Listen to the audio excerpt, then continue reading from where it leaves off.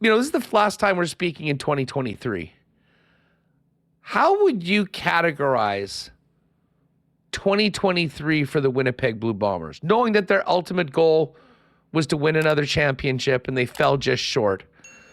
But are we now far enough away from the end result of that championship game to look back at another, incredible year for the Bombers on the field, off the field? Or have they sort of established themselves and the standards so high that this was a year that had a lot of good in it, but they're probably not really looking fondly back at 2023? Because, I just think about the crowds this year, everything that went in. With the exception of 2 minutes, and it's a pretty big exception, but 2 minutes at the end of that game in Hamilton. Another magical year for the Blue Bombers, and I think people should be excited and fired up about what's to come. I don't know how you can look at 2023 and see it as a bad year. Is it a disappointing end to a good season? Yeah, most definitely. You mentioned, Huss, the second straight year that the Bombers have eclipsed the Saskatchewan Roughriders for attendance. We all know what the energy level was like at IG Field throughout the season. It was incredible. The atmosphere, the support from fans was unwavering. There's no doubt about that. You look at the regular season, the Bombers set out to, as they have the last couple of years, to win the division in the regular season, earn that, incredibly important first round bye. I have to just play one home game to make it to the final. So, everything, every single step of the way, every single week, all the talking points, just focus on going 1-0 each week, all that discipline, all that consistency when it comes to playing.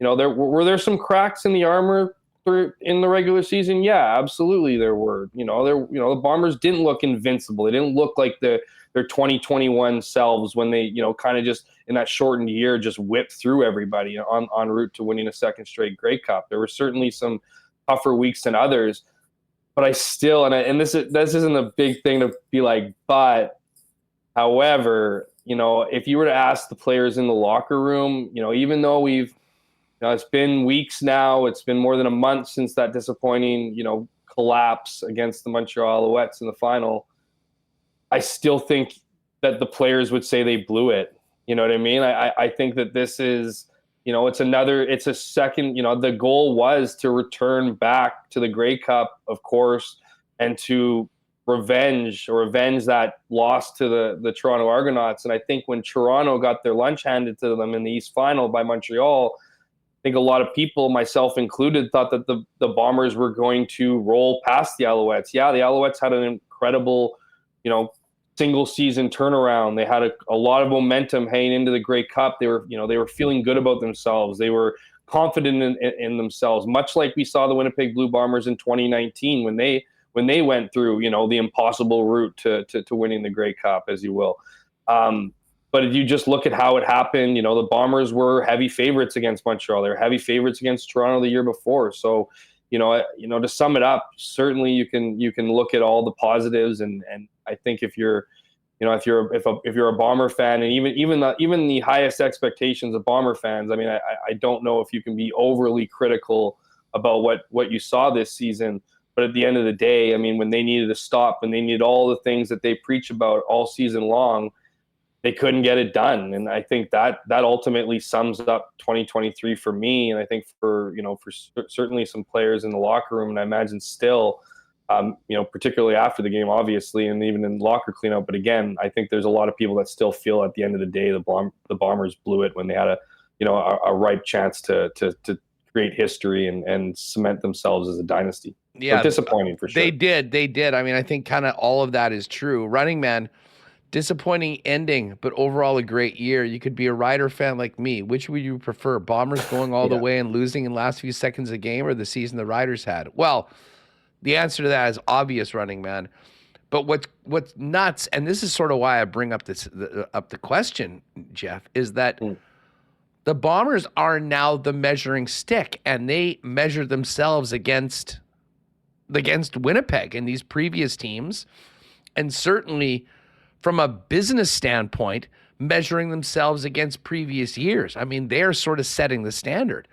And I do wonder how the bitter pill of defeat in that game and the way that it happens kind of shapes the offseason for the Bombers. And I think it is important to bring up the fact that Winnipeg is hosting the Grey Cup, not next year, but the year after that. And like, I don't know. I mean, this is one of those questions that I don't think you could ever get a truthful answer.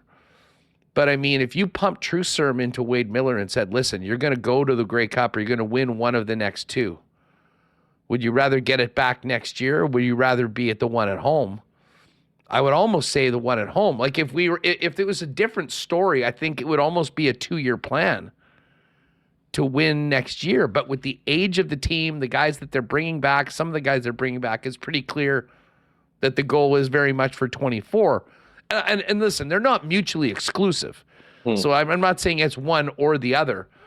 But you know what I'm saying? Like, this is, in some ways, it feels like it's one more crack with this group. But then the following year is going to be a massive year for the organization too. And I think that in some ways, they will be building towards 2025 over the course of this offseason as well.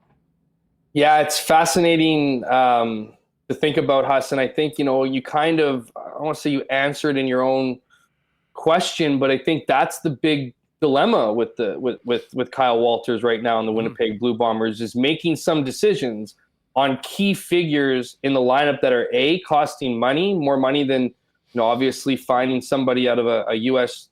camp. We've seen Danny McManus and Ted Gavaya do that, in spades really over the last couple seasons.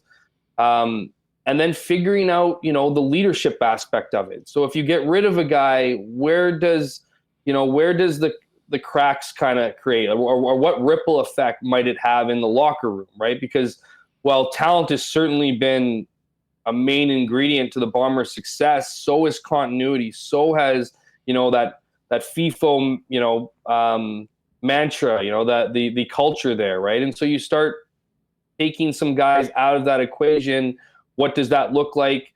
What does that look like for the rest of the team? And then you consider, well, how many guys who have been on the team 1-2 years now have started to make that step, to be a leader, to be that. And I think that while we've seen a lot of familiar faces on the Bombers, and that's been certainly a big part of their success, I think you've also seen the emergence of some younger guys come into play here, right? And we'll need, as is always the case, more younger guys to come in.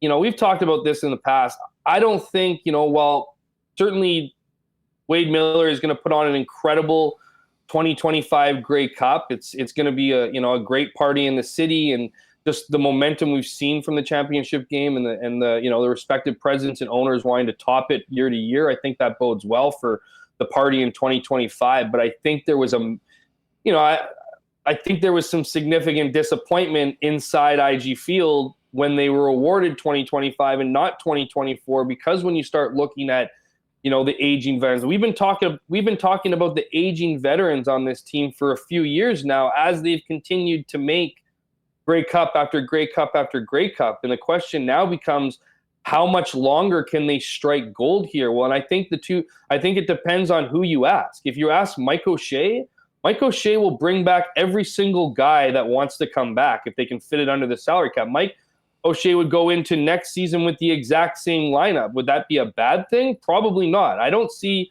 the current iteration of the Winnipeg Blue Bombers going from a 13-14 win season down to like an 8 or 9 or 10 win season. I still see them posting double-digit wins with the group they have here. But to your point, I think you need to start looking at the future. You can't have everybody walk out the door at once. And I think what's interesting about this team this offseason is that there are a handful of guys who I think the Bombers just thought would retire. I'm not saying they were hoping would retire. That's not the word.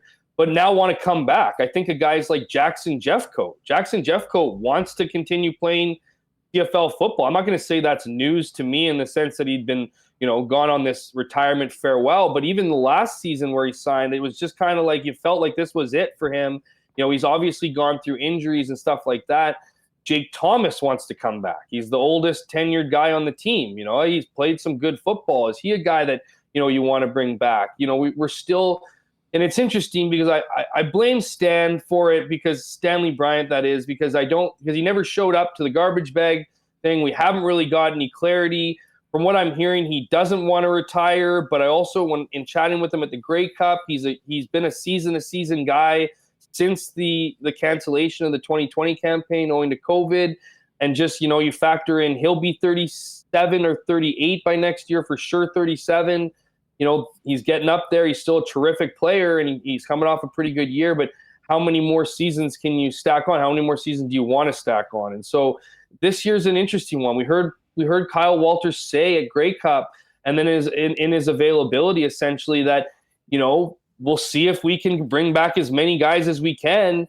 And if it works, great. We bought another year. If it doesn't work, then it doesn't work. But I do think there's the pieces on the current team, and enough pieces like Zach Collaros obviously being under contract, Willie Jefferson back. I mean, they still got lots of signings to do, but it starts with regrouping that offensive line. That's going to be an integral part to their success this season. And whether or not a Stanley Bryant is going to be on that group, is Jamarcus Hardrick going to come back? Is Chris Kolankowski going to be able to fit under the salary cap with what will inevitably be his raise in money as he took over for Michael Couture on a cheaper contract? Could Tui Eli be the next guy to do what Chris Kolankowski did to Michael Couture? Possibly. So there's lots of decisions, there's options there, but I think with the Bombers, just that they've been holding on to this group, they'd like to continue holding on to this group. I think it just becomes a matter of a question on where you need to be saving the money, making tough decisions on players, some of whom have been in this building, have been a big part of the success. That's the difficult part about being a general manager in any professional sports. But it seems like with the Bombers now, Kyle Walters has a lot of decisions to make, alongside Mike O'Shea, of course, who I mentioned would probably want to have all those guys back. What just finishing up the Bomber convo, what are you hearing about the priorities right now? I mean, where are they working hardest? Who is the guys that are getting the first phone calls? And if there are signings coming up soon, significant ones, where do you think it starts? I think it's easy to look at, Brady Oliveira and the season he came. He's coming off of, obviously, he was most outstanding nominee in the West, most outstanding Canadian in the league. Obviously, 2,000 yards from scrimmage. He's, of course, a Winnipeg guy, a Canadian, all those things. You obviously want to see him back in blue and gold in 2024. And you could probably, you could say the same thing about a Dalton Schoen, who has been among, who in blue and gold has become one of, if not the best receiver in the Canadian Football League. So, you want that talent back. It's tough to replace that talent, but I think the priority starts and needs to be the offensive line. It just, with who they have, they need to figure out who's coming back, I don't want to say money won't be an issue. Of course, money is always an issue.